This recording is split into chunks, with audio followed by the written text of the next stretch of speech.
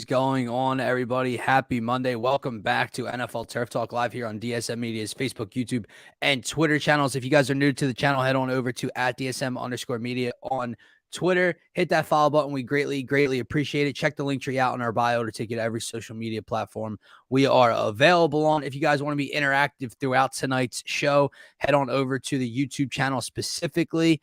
Hit that subscribe button. It is free, of course. And we are on the road to 700, and that is where we can pull up your thoughts, comments, questions, and concerns here. I am one half of your host, Dylan Davis. You can find me on Twitter at DylanJD98. Give my man Scotty a follow on Twitter as well at Scotty Drown. Scotty, I labeled this one Week 7 takeaways, and the madness continues. And you said it right here, my man. The NFL continues to be wild through 7 weeks. I don't have an understanding of what's happening. I have no rhyme or reason or like what to go on, but let's discuss what took place on yesterday's slate. Now, obviously, it was a little difficult to focus as Philly fans over here with what was going on down at Citizens Bank Park, but right. there were a lot of football games to be played yesterday, and just more and more at what point do we stop calling it inconsistency? Because it's something you and I have talked about through 6 weeks. And at what point are the Packers not inconsistent? At what point are the Bucs not inconsistent? At what point are they just not what we thought they were going to be? At what point are they just not a very good football team anymore? At what point do we start to hold them, these two GOATs, accountable, right? At what point do we view the Giants and the Jets as maybe a real team, the Seahawks as maybe a real team? At what point, Scotty? We're getting to that mark in the season, and I think once you get to the around the halfway mark, you kind of know how everything's starting to shape out, and then as you get into that third quarter of the season, that's when things really start to iron out. You get into the colder months, and certain play styles have to change and adjust. So things do change over time. But what I will say is, with these certain teams, right, like the New York Giants, like the New York Jets, that are just gathering wins right now, and even the Seahawks did this yesterday, it translates into bad weather, good weather, in an indoor stadium, an outdoor stadium. They're running the football, and it's something that we obviously believe in. We love, obviously, as Eagles fans. We run the football. We live, breathe, and die for the run game. Good defense, and our quarterback obviously can make the throws, but that's beside the point. The style of play is what looks like it will translate to me, and it's something that it doesn't matter who your opponent is. You're going to be able to run the football if you're a good running football team, and you're going to be able to play good defense. And so far, the Giants and Jets have done all of that. The Seahawks demolished the Chargers yesterday, and look at what Kenneth Walker did to the Chargers. They were able to run the football, balances out the offense, makes life easy for guys like Geno Smith, right? By the way, Geno Smith, credit where it's due. He's balling out right now. He's playing good football. And sooner or later, we have to accept that, right? Now, the Falcons, right? That's kind of the line we're teetering on, because then the Falcons come out and get blown out by the Bengals yesterday. But they were another one of those teams where it's like, how did you just smoke the 49ers? Yeah. How have you covered all the spread? Like, you haven't been blown out in games, right? So that was kind of eye-opening, from the Falcons' perspective. Not to say that maybe, they're just done, because that division is trash. So the Falcons are not out of it by any means. No.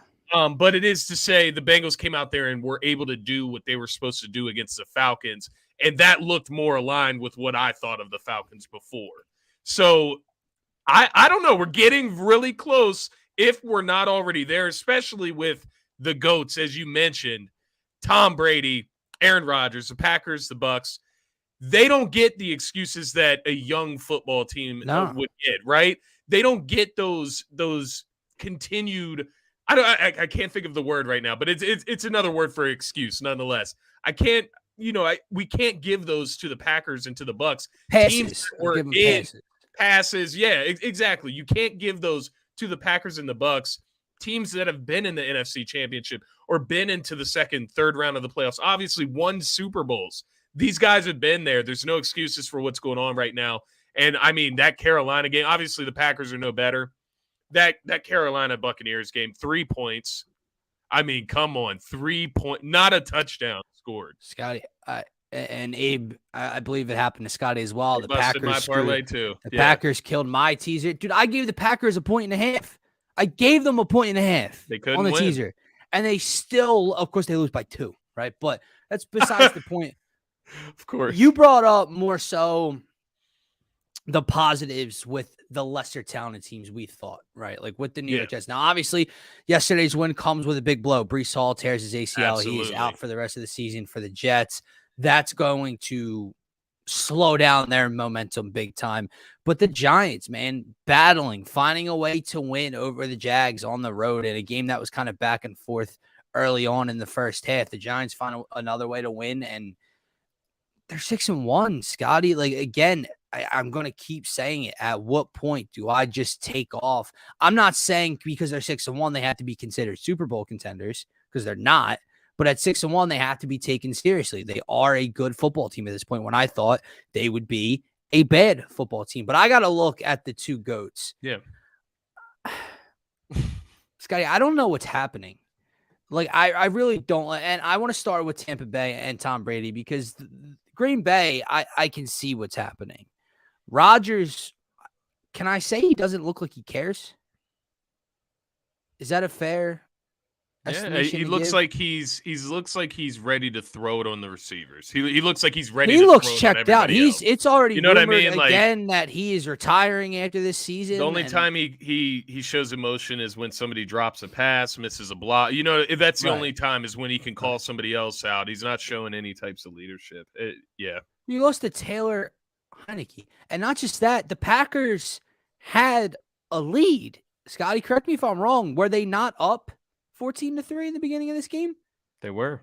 They were, correct? Yeah. Right. So just you like, once again, the Packers put up points early on in the game. They get a lead, and then in the second half, they can't move the football. But I got to start with the Bucs, because I know what's happening in Green Bay. He looks checked out, and we know the lack of talent in the wide receiver room, and the camaraderie and the chemistry there. I don't know what to pinpoint this Bucs team's issues on right now. And I'm going to look at this Carolina game right now. Yeah. Tom didn't throw an interception. He was only sacked one time, so the pocket wasn't an issue. They did throw the ball 49 times to 14 rushes, and Leonard Fournette, 8 carries for 19 yards, White, 6 carries for 24 yards. The ball was spread around. I mean, Evans, 9 for 96. And I don't even know who that is. 4 for 64. Chris Godwin, 7 for 43. Russell Gage had 4 catches, and a lot of other guys got involved as well. Scored 3 points. Yeah. The defense obviously did its job, but like, we're talking about a team that just traded Robbie Anderson and Christian McCaffrey and is starting their third string quarterback. Yeah, like I don't even think you can say they did their job. I really if the don't. Eagles defense is considered like, oh well, they gave up 17 here, they gave up 7 here, they gave up 21 to the Panthers with PJ Walker and nobody else. What is the issue going on in Tampa Bay right now? Because I can't pinpoint it.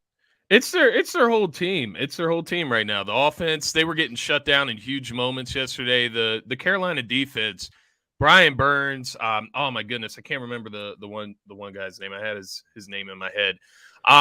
It was Brian Burns. He was out there terrorizing the defense. That defense was just all over Tampa Bay yesterday, and they couldn't get any momentum going in that game as far as an offense.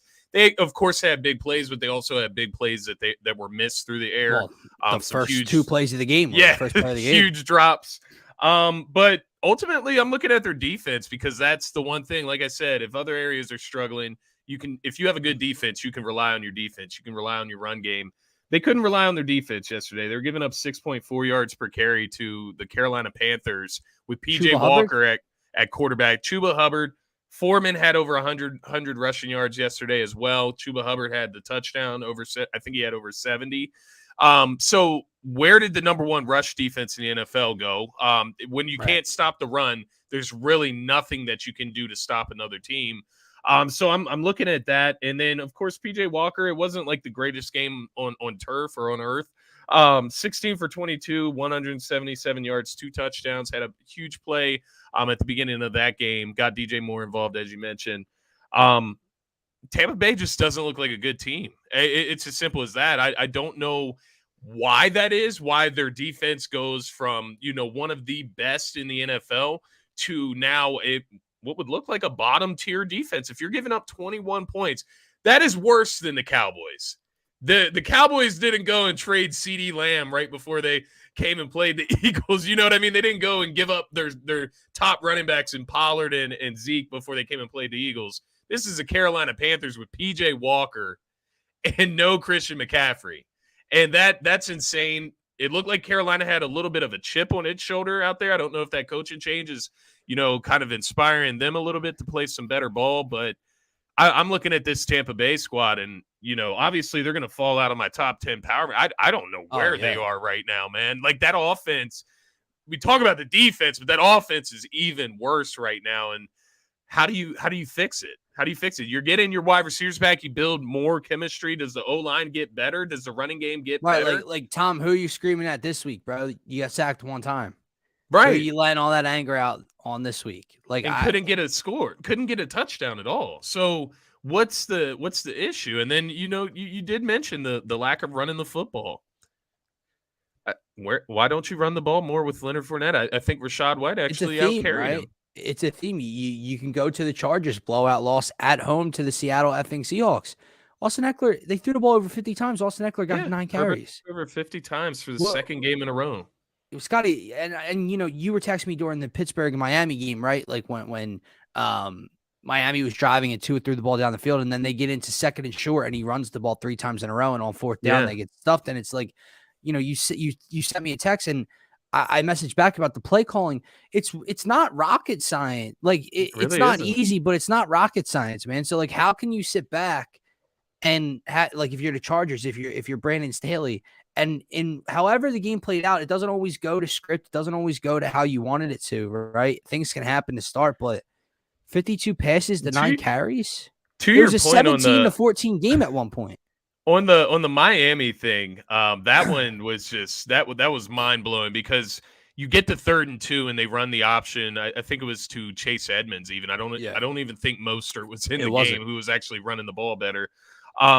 So they do that on 3rd and 2, get stuffed, and then they come back on 4th and 2, and I'm like, okay, so they did that because they were going to go for it, because they're going anyways. for it. Yeah, and then they do the same exact thing except the opposite way, and it gets stuffed again, and it is just mind-blowing. I guess Mike McDaniel, first-year head coach, is that what you throw that up to? But I don't know. Scoring is down this year. Is it the year of good defense? Is that what's going on? I don't know, because the next week you'll have that defense getting – but yet somehow getting smoked. So scoring's down for some teams, but somehow, some way, Geno Smith and the Seattle offense is scoring 30-plus a week, it feels like. Right.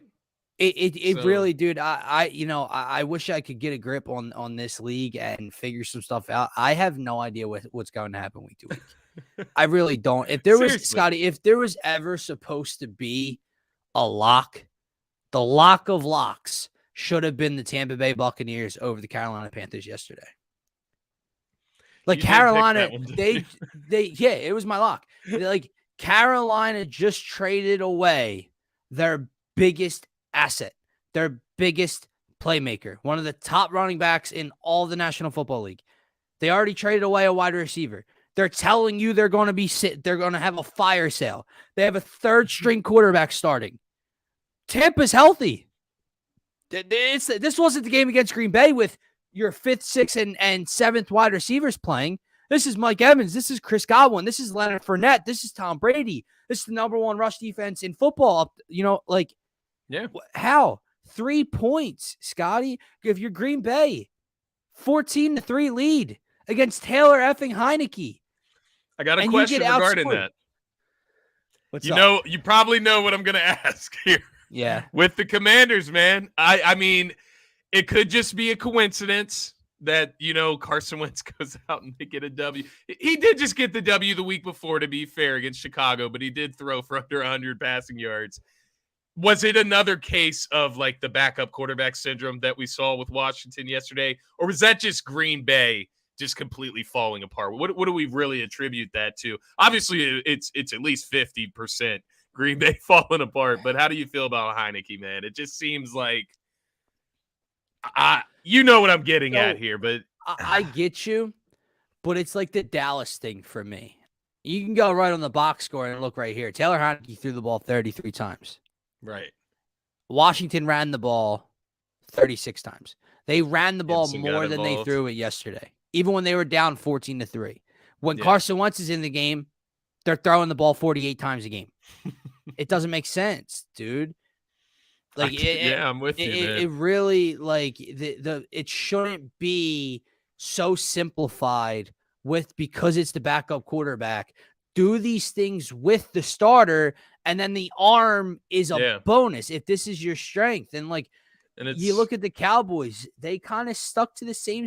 Dak had a rough start, a couple questionable passes into triple coverage and stuff, but 25 passes. They ran the ball more than they threw the ball yesterday. They're sticking to that script. So when I look at Washington, it's like, all right. Now I understand Wentz can check out of things and et cetera. So there were probably a couple run plays that he called out of, possibly. I don't know. But more carries than you had your quarterback throw. Why was that not an option before? You're putting all like you want to minimize his turnovers and his Superman mentality, but you put the ball in his hands 50 times a game. It doesn't add up for me. I'm interested to see it over a few game stretch to see how it kind of plays out. If it stays consistent, if they keep running the offense like that, if Heineke can gather up some W's there. And it's funny that the only reason it's on my mind is because it's happening all over the NFL right now. We just saw Matt Ryan. He's injured, or is he getting benched? Right. So is the shoulder strain made up, or is it both? So here's the thing. Yeah. So he's injured. There is a shoulder strain, but the plan in place is for Ellinger to start the rest of the year, regardless of Ryan's health. Frank Reich came out and said. Interesting. So good to know. But once again, do we see a different approach from the Colts? Because the Colts were going out there and throwing the ball a lot. With, Jonathan Taylor was obviously injured. They were having some running back issues, but Matt Ryan was having to throw the ball an awful lot. And the reason I bring this up once again, Mac Jones, Bailey Zappi, we're gonna talk about that later on, obviously, with Monday Night Football. So, that's another case where if you look at Mac Jones' numbers, you look at the Patriots' production with Bailey Zappi, you know what I mean? And I get it. The starter, I know exactly what you're saying. And that's what I mean by that backup syndrome. They get in, you start running the philosophy that you ultimately should run as a successful football team. That's running the football, unless you have a Patrick Mahomes or Josh Allen, let's be honest. Unless you have one of those two guys, you should be running the football first. So I know I'm bouncing all over the place here, but like, dude, I'm going back and I'm looking at this Packers game. Scotty, it's exactly what I'm talking about. In what effing world does Aaron Jones have 8 carries and A.J. Dillon has 4? In what world do you only run the ball 12 times? You were winning 14-3. Run the effing football. You know what your limitations are offensively. What is happening? Again, these play callers, I don't know if it's an ego thing. This is what they want to do, and they can't stop themselves from doing it. I think it is. In what world do you have a 14-3 lead against a lesser talented team on the road with a backup quarterback starting, and your two-headed monsters, we were calling them heading into the year, one of the best backfield duos in all of the National Football League, has a combined 12 carries, Scotty? Matt LaFleur, what are we doing here, dude? They were out thinking themselves. They came into that game and they got a lead early. They probably thought, let's work on our passing offense. We can do that against the Commanders. Didn't work out. Heineke, and that Commanders team, the defense, they were able to get control of that game and ultimately win it. And I think kind of backfired on Green Bay. And I think that's been sort of the case all season. They're just overconfident, overthink, and overvalue themselves to the point where they're just not playing really good football, and they're not playing consistently, right? Consistently. And at this point, they're actually playing consistently bad football. Consistently bad. Exactly. Here's the thing. We talked identity with the Packers yesterday morning and some of these teams, and I really do think that's what these teams who we're expecting to be playoff playoff teams this year who are underperforming at the moment, playing bad football, have to figure out. So like I'll go back to our Eagles, right? Like, so regardless of what the Eagles want to do, regardless if they want to throw the football down the field, if that's what Sirianni and Slate want to do, at the end of the day, when things tighten up, when the game gets close, you can go to the Cowboys game, you go to the Cardinals game. Those fourth quarter drives, when they need points, when they need to take time off the clock, they impose their will with what, Scotty? Their identity, and they run the ball down your throat, and you know what's coming, and you can't stop it because that's what they're great at offensively. These teams have no idea what their identity is. They have no idea what to fall back on when things stiffen up, when things get difficult, right? So like Green Bay, you had that 14-3 lead. You had these two running backs. You have a good offensive line. Are you that inept to running the football? Are you not like, do you have no success with it that you can't chew up some clock and have some extended drives? Is that Aaron Rodgers? You know what I mean? Like, how much pull does LaFleur even have, when it comes to play calling and Aaron Rodgers? Like, how much does that balance out between play caller and quarterback when you have a quarterback of that magnitude? So, right. And, I would imagine Aaron Rodgers at this point, if he cares about the Packers and wants to turn this season around, you would probably start improvising like you normally have throughout your career. And he's just, I think you could kind of say, not pulling that weight. You could kind of say the same thing for Tom in Tampa right now, right? Like Tom, he's the greatest of all time. The dude's 45 effing years old. He's been around for longer than I've been alive almost, right? But he has to know, regardless if it's the final score is 21-3. Okay, well, for a majority of the game, it was 7-0 or 14-0. That does not equate to abandoning the run. Tom Brady, the greatest quarterback of all time, knows that. So in what world was throwing the ball 49 times to only 14 rushes makes sense? In what world does that equate to successful football? What is happening? Not just with the play callers. You're right. Like, if you're Rodgers, if you're Brady with all the pull in the world, are the play callers calling runs and they're checking out of it? Are the play callers just pass, and they're not doing anything about it? At the end of the day, these dudes need to know how much power and control they have at the line of scrimmage and what they see. And if you're Tom, even if in your ear you're getting passed on 1st and 10 or 2nd and 3 or whatever the case may be, dude, you know what successful football looks like. You have the Super Bowls to show for it. Call a effing run. It's not going to get easier for either of them either, man. It's not going to get easier. And we're at that point, like you said, where is that line where it's just bad? It's a bad football team. And, you look down your schedule, it doesn't get much easier than the Carolina Panthers. It doesn't get much easier than the Washington Commanders this season as far as level of competition. And next week, the Bucs, they got a short week, so they've got Thursday Night Football against the Ravens this week. And then Green Bay's in Buffalo. So good luck, Green Bay. They're going to abandon the run again. Rodgers has never been a double-digit dog in his entire career. They are 10.5-point underdogs in Buffalo. As they should be. Scotty, they might get beat by 28. They could. And I'm not exaggerating. They might get, I would not put my money on that, man. The way the NFL's been, I get it. I get you. But there's been consistent teams in the NFL this year, and there's 3 of them.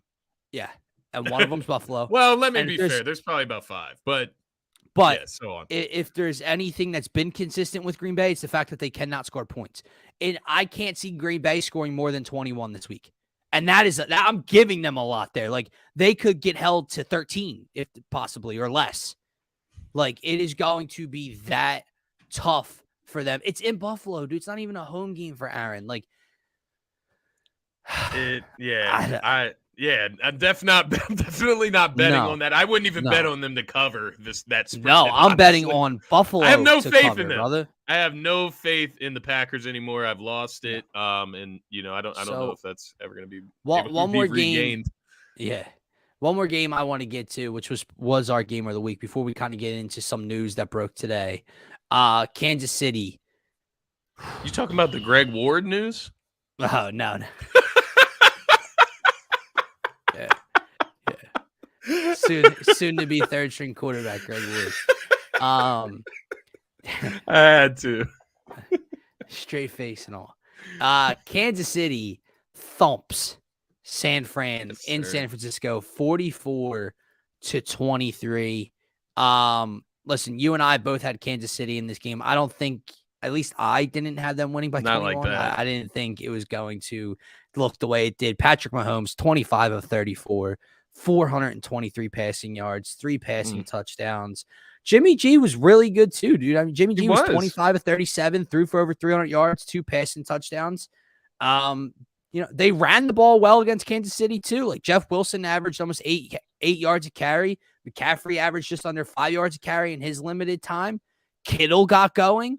The interesting thing to me that like Debo only had 542. Like I know they tried to get him the ball in the backfield, but actually they only gave him the ball one time, 1 carry for 2 yards for Debo yesterday. But this game was way less about the 49ers than it was just Patrick Mahomes and Kansas City not skipping a beat after coming off of that loss against the Buffalo Bills last week. It's how impressive was this win for Kansas City? It's really impressive, and I would say it's really humbling for the 49ers because what do you do? 44-point explosion. It was close at halftime, and from there Kansas City took control. But it's an impressive win. This is a 49ers team that probably comes into this game with a little bit of juice. Getting CMC, you get him kind of ingrained with the offense a little bit. Obviously, not the way he's going to be used. He had the most carries out of any. He had the most carries. He had like 2 catches, I think. So they tried to get him involved. I think it was one of these things where, like I said, it was a humbling experience for the 49ers because you run into Patrick Mahomes and you don't realize you're playing Patrick Mahomes. Right. Field goals, you cannot take field goals against the Kansas City Chiefs, against the Buffalo Bills. You get in the red zone, you have to score 7 every time. And the one time you mess up, and if you get blessed with a Patrick Mahomes interception, which they did, you have to take advantage and turn the ball over. Exactly. You can't do that. Jimmy G throws a goal line interception. So, I think it was, I wouldn't fret over it if I'm the 49ers. You're going to get your defense healthier, hopefully. You'll get CMC even more intertwined with that offense. Mm-hmm. But it's humbling in a sense of if Kansas City's at their best, what are you going to do? But that can also happen to almost any team, if not every team in the NFL. If Mahomes is in a mood, right? So everyone they said he would miss Tyreek Hill. Yeah, I don't know. Juju back-to-back weeks going ham. Who else? Marcus Valdez-Scantling went off. Hardman had 3 touchdowns. That offense was rolling. And, this is a 49ers team, even though beat up, you still look at their defense with a little bit of prestige there. So, a little bit of a humbling game for the 49ers. And I think, at least now, if you play the Kansas City Chiefs in the future, So let me ask you this to wrap up the Week 7 slate here. Yeah. Which team took the worst loss? And by that, I don't just mean the game, but I mean kind of going forward, injuries afterwards or throughout the game with the loss. Who suffered the worst loss? Because I know who mine is.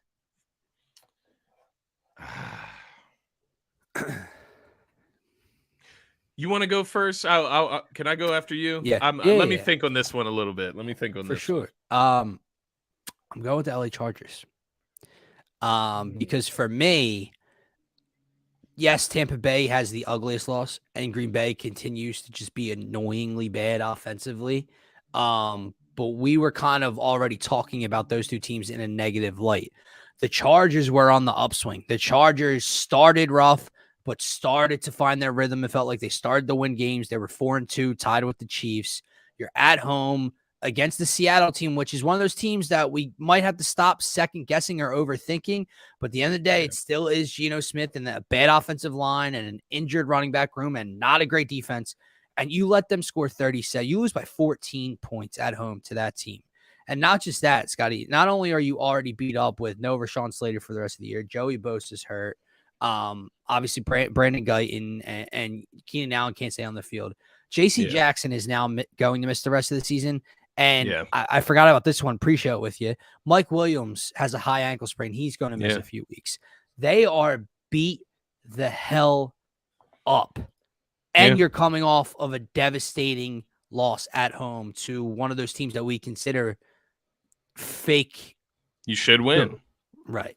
So I think the Chargers suffered the worst loss of week 7. And like, is Herbert even, actually healthy? Is he actually healthy from that rib injury that he took a couple weeks ago against Kansas City? That's a good one. Honestly, I'll give that to you. They're in a bad spot, man. And, for the first time, I think this season, they will fall out of my top 10. Oh yeah. I think it's the first time this season though. But yeah, they're going to be out. Bucks will be out, of course. I'm not gonna speak on it too much because I need to figure out what I got going on here because there's a lot of movement happening. But one that comes to mind, I'm not gonna pick it, but Breece Hall, I think that's a huge loss for the Jets. Oh yeah, I noticed their offense struggles through the passing game. They don't have much of a passing game. Zach Wilson really struggled against the Broncos. He was like that. He was kind of like a Saquon Barkley for them, like that one shining piece on the offense. Obviously, Garrett Wilson's been impressive, but catch too. Since Zach Wilson came back, Garrett Wilson hasn't really been featured. Breece Hall tearing his ACL, man, just having that go-to back, right? Like at the beginning of this Denver game, he breaks one on one of the first few plays of the game for a long touchdown. Just having that in your backfield is going to be huge, and I think we may see the Jets kind of slow down. They're going to slow down a little bit anyways, I would imagine, but I think we do start to see them slow down a good bit, losing that big of a piece. I like Michael Carter. It's not like that. Breece Hall just seems a little different. He's on a different level, a different plane. For sure. I'm gonna have to go with Green Bay here, quite honestly. And the reason I say that is because I just don't see where the turnaround happens. There's no like break of like good they play the Bills and then they get the Lions. Okay, like I guess you could call that a break. Can I ask you a question real quick? Get right game. Yeah. What if they trade for DJ Moore?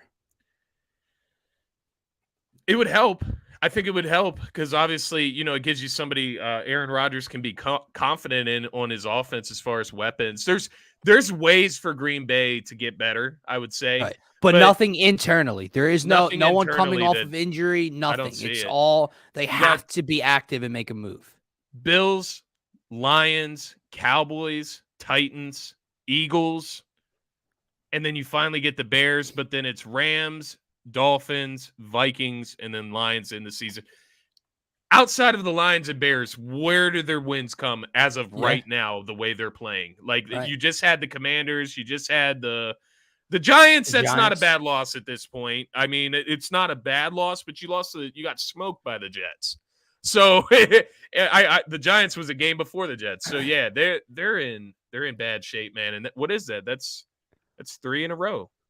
Yeah. 3 in a row. Yeah. And they almost lost to the Patriots, only beat Bailey Zappi by 3 points. In overtime. So, yeah, in overtime on top of that. Beat a receiverless Bucks team by 2, but I mean the Bucks aren't much better. So that's a crazy thing. I was giving the Packers credit for that win over the Bucks.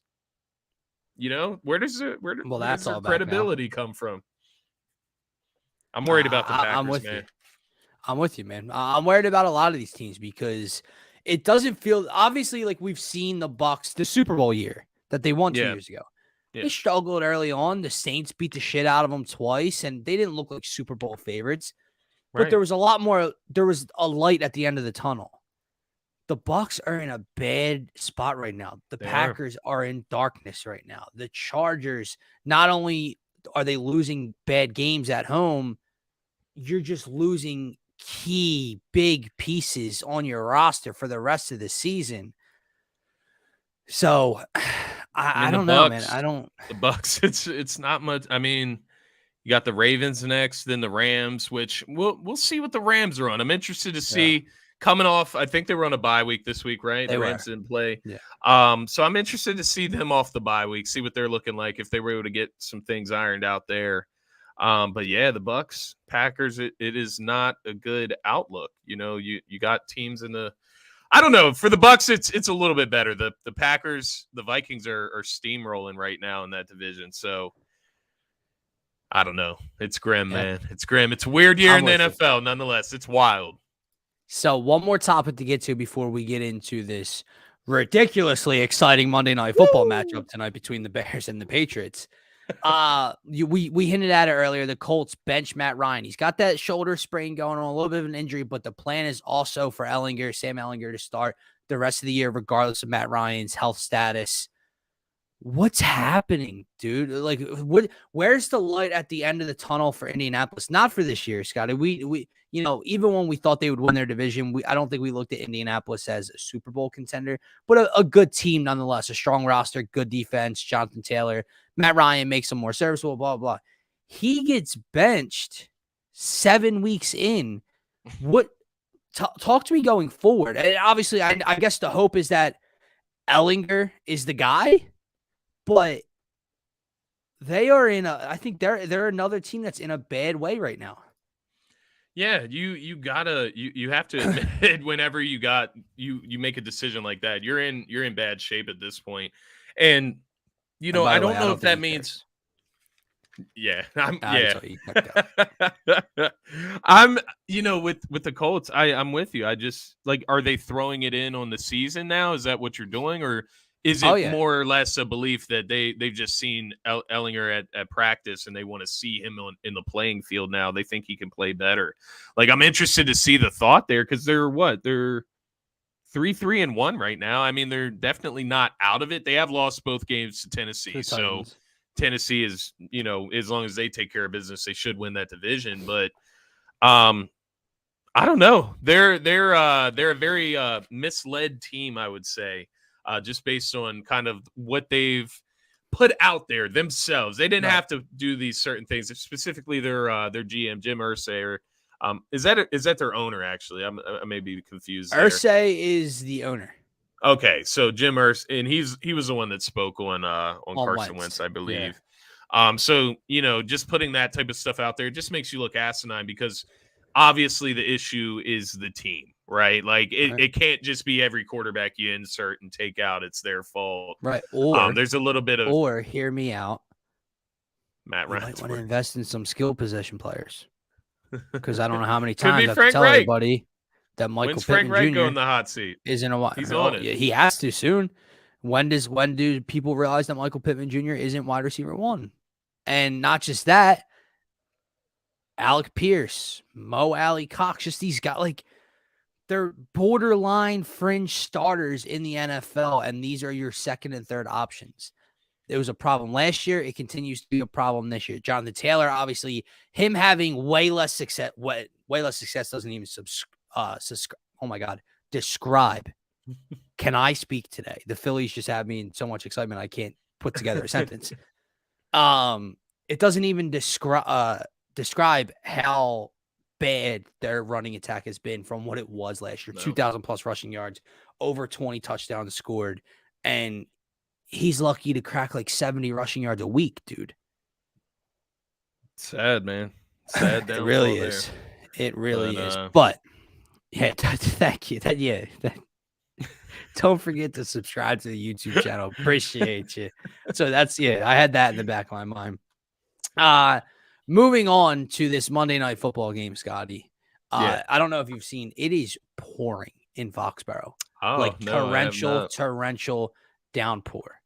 Does that get, it's weird because obviously the Pats are going to run the ball as well. So it's not like it hinders them offensively, but it's got to benefit the Bears a little bit offensively, right? With the rushing attack and Justin Fields, because what is Belichick so good at?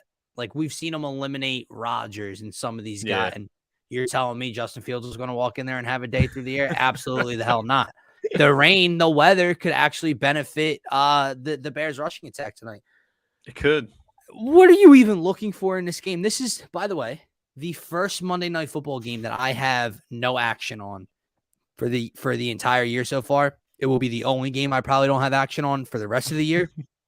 And no, you cannot convince me in the next 2 hours to put my money on this game. It's not happening. It's absolutely not happening. I feel you, man. I do. I got 2 plays for you, and for our viewers, but more or less player based. I'm sorry. Who in their right mind scheduled the Bears to be on primetime football 3 of the first 7 weeks? Even before the season, they're not going to be good. Happening? They are not a good roster. It's very odd. There's only a few things that I was actually going into the game looking at actually. And it was actually going to be the New England quarterback situation, but with it raining, I would imagine we're going to see a run heavy offense. But really just wanted to, ask you once again, is this a case of the backup quarterback syndrome, or is Bailey Zappi just better than Mac Jones at passing the football? Looking at the numbers, right? Both have played 3 games right now.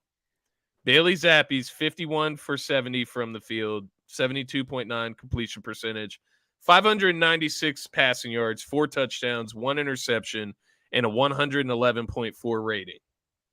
Mac Jones is 64 for 97. He's got 66% completion percentage, 786 passing yards, 2 touchdowns, 5 interceptions, 76.2 QB rating.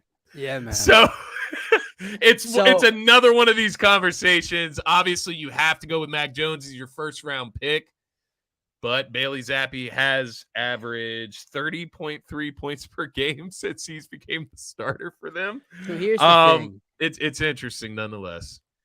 With this New England team, the lack of talent offensively, right? Kind of a little bit of a rebuild type of situation, but they, selected Mac Jones to hopefully be the franchise guy, and he doesn't seem to be it. It's not so much as Bailey Zappi better than Mac Jones. It's what can these guys provide for this team. So Belichick's defense is going to be the talking point, and then they want to run the football. They want to run the football. So which quarterback can control a game? Which quarterback can take care of the football? If Mac Jones is his TD to interception ratio is 2-5, and Zappi's 4-1, they're better off with the guy that can take care of the football because there is no big playability. If they're both capable of making a throw here and there, they want to run the football and they want to play stellar defense. So, yeah, they need Zappi out. Such a weird. I don't even know if it's really Zappi or if it's just Zap. It's Zappi. Yeah. Is it Zappi? But it's interesting nonetheless. They average 16.6 points per game with Mac Jones, so could be competition. There's a lot of things that factor into that. Obviously, Mac Jones did throw the ball a little bit more in the 3 games he played. The other thing I'm looking at tonight, not really interesting for us, but it's a cool artifact nonetheless for NFL fans. Belichick is looking for his 325th win tonight to pass George Halas from the Chicago Bears for second most wins all time as a head coach. So good for Bill Belichick nonetheless. I'd rather see the Bears win and him not get it, but no, I'm just kidding. I don't really hate on greatness that much. But aside from that, my man, Bears 3rd-ranked pass defense so far, so that's one highlight for the Bears. 5 interceptions. It's more than the amount of touchdowns they've given up through the air this year. 4. So that's an interesting tidbit. My big thing, can Justin Fields move the damn ball enough? I don't think that he will. 8.5 point spread. How do you feel about that? That's kind of wide for these two offenses in general for me. The New England Patriots should never. The New England Patriots with a 3rd-string quarterback should never have an 8.5 point spread. But I can see it. You can, right? Kind of. Simply because I can see the Bears scoring 6 points tonight. Like 7 points. Like, it's especially with the rain. Like I said, it could benefit them, but it's not going to benefit them enough for them to score 2 or 3 more touchdowns because of the weather, 49ers in the rain. Yeah, but they scored what? 14 points, I think, or 13 points. It's ridiculous. I'm kidding, though. We'll see. I can see the Patriots covering somehow. The Pats covering. Yeah, I love the under. If that helps. I love the under. Not betting it, but I love the under. And I do have 2 plays for you. I don't know if you want to get. I do. I have 2 plays for you, man. What do you got? Your reaction. I find a play everywhere. I had to use my boost nonetheless, but I have plus 312. Never seen the boost you don't like. I have plus 312, and they're very minimal, man. $5 bets, but plus 312. I have a Ramondre Stevenson touchdown. Okay. 50 plus rushing yards. I think that's he's been going off lately. I have New England money line, and I have under 50 total points. Well, you know what? So See, that's respectable. I like the that Ramondre because Stevenson's touchdown is probably the most right, outlandish because or hardest does part. Harris get the ball at the goal line? I don't know, but we'll I got see. one. I got one for Uh, Harris for you though. Plus 400. Harris touchdown and Ramondre Harris. Stevenson 20 plus receiving yards. Oh, that's it. Yeah, that's it, man. Harris touchdown and Ramondre Stevenson 20 plus receiving yards. I think the Pats are going to get some rushing touchdowns tonight, if not at least one. So I think it'll be one of these guys scoring. I'm just hoping the rest can play out, but that's what I got for you tonight. You have more faith in New England than I do, my friend. But then again, I know, because I was thinking the whole time they're going to lose the goddamn game, man. Then again, New England has bit me in the ass for the last about 5 weeks. So, I can't bet with them. I can't bet against them. But, Scotty, we have to wrap up this. We both like New England game. We got that settled. We have to wrap up this Monday night edition of Turf Talk because we have to head over to the next studio and get into DSM pregame live Sixers Pacers edition. So come hang out with Scotty exclusively on the DSM YouTube channel. But before we go, DSM Media and Turf Talk is proudly brought to you by Gents Barber Lounge. Check out one of 2 great locations in Fishtown and Old City and book your appointment today. Gents owns the craft and it shows. Rated the #1 barber shop on Yelp in the Philadelphia area. Having multiple award-winning barbers and being able to handle any style of cut, adult or kid. Take a look at some of Gents' work.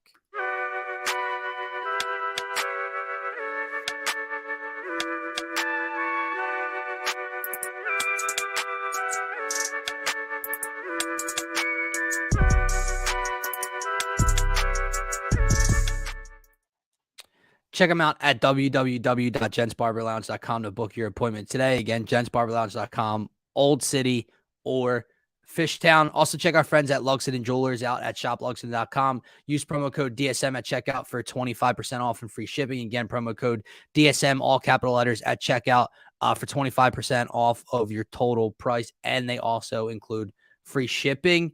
For myself, for Scotty, for DSM Media, have a great rest of your night. Come hang out with us on the DSM YouTube channel for Sixers Pacers pregame live. Have a great night. And one-on-one.